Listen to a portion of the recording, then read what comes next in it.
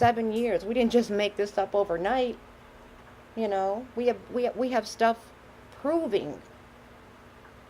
And when it all comes out, I think maybe some people will understand more why. And that's what is scaring me a lot, because they don't care that we're here, you know. And to know that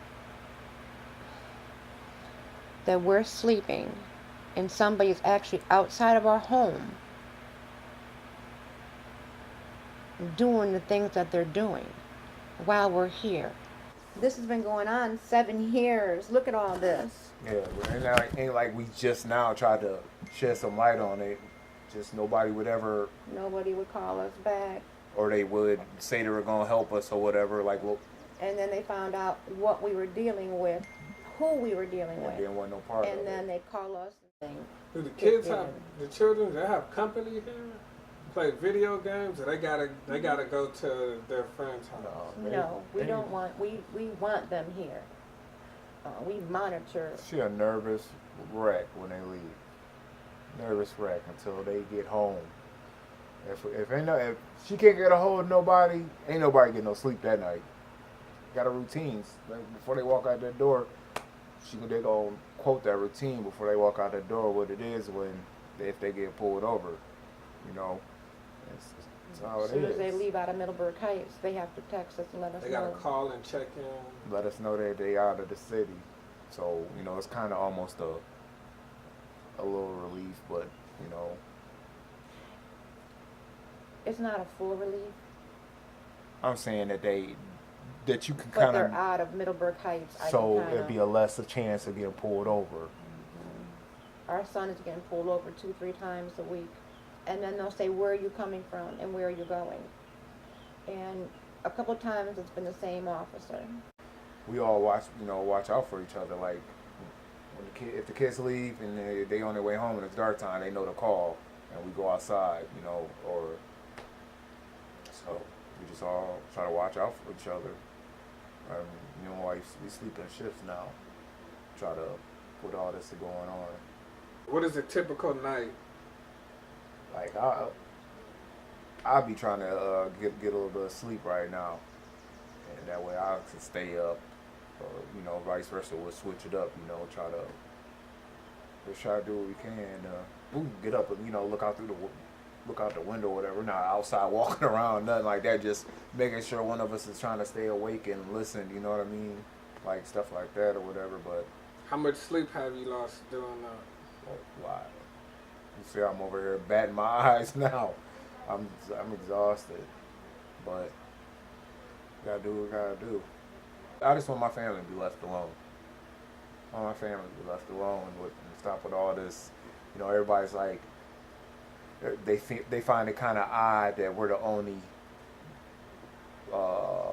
mixed couple or black family that's it's happening to. But just because you don't hear about it, don't mean it ain't happening. Because there's other people that it's happening to, but they just ain't said nothing about it. So, you know, everybody's got their own opinions about it, try to bash us or whatever, you know, or bring up our past, stuff like that.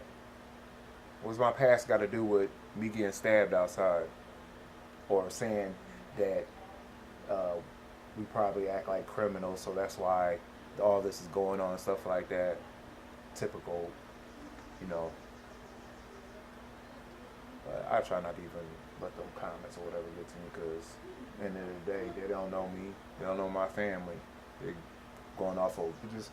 I mean, anytime we go to do something, we make sure we try to pull the ordinance or whatever to make sure we following suit, I should say, right. And because we know, but it's still always a problem. Like I could go through here and show you that our son wanted to have a little, you know, his friends over and have a little fire with some s'mores. It was for his birthday, actually. Yeah.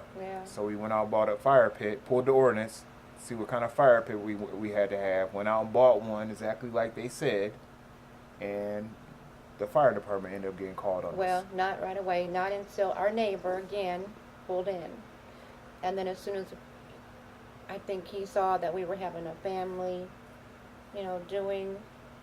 He made the excuse of the fire pit. But we weren't concerned because we had already pulled the ordinance, and the fire department had already been here to approve our fire pit. So when we saw him, because before he had told us we had to put a fire out, so I'm like, okay, now it's an approved fire pit, he can't say anything. He comes out of his house and he says, put the fire out. And he starts screaming at my husband. And we learned to just kind of ignore him. The neighbor? The neighbor we used to have, who sits in a very high position. We learned to ignore his screaming and barking. Would make him mad. If, we would respond to him, but to make a long story short, they came and saw we were having a family doing, and came out and started arguing with my husband. 2 minutes later, they came, the fire department, the police came, the chief of the fire, is that, whether it's Chief of the fire chief department, fire, or whatever they're whatever. called. Full gear, helmets, axe, picks, hose. Fire pit was this big. But he told them that we had a huge fire. When it's him and I, we're like, okay, we'll deal with, we're grown, we got this. But when you trickle it down to the children, that's a whole nother ball game. That's a line you don't cross no matter what. We had to cancel their party. We had other people's children here. We were told again to put the fire out. I said I have a paper saying that it's an approved fire pit. And then they made up an excuse for us to put it out. It was too smoky. You can't, use a different kind of wood next time. So we had to put out the fire. Everything we do, we pull the ordinance to make sure we're doing it right. We have a police report in here. We have multiple police reports because everyone keeps talking about these police reports, these 35 police reports. There are 90% of them are from our old neighbor calling on us or us calling on him. But what they tried to make it look like the other day when the news were here was that he was beating me. Chief Tumble, the chief of police, and I don't even know if that's correct how to pronounce it, told the news reporter we have 35 or 36 reports from domestic violence all the way down to loud music complaints. And him and I looked at each other like, wait a minute, where did you ever get a domestic violence? They have one in here, but it's not even us. This address, but not us.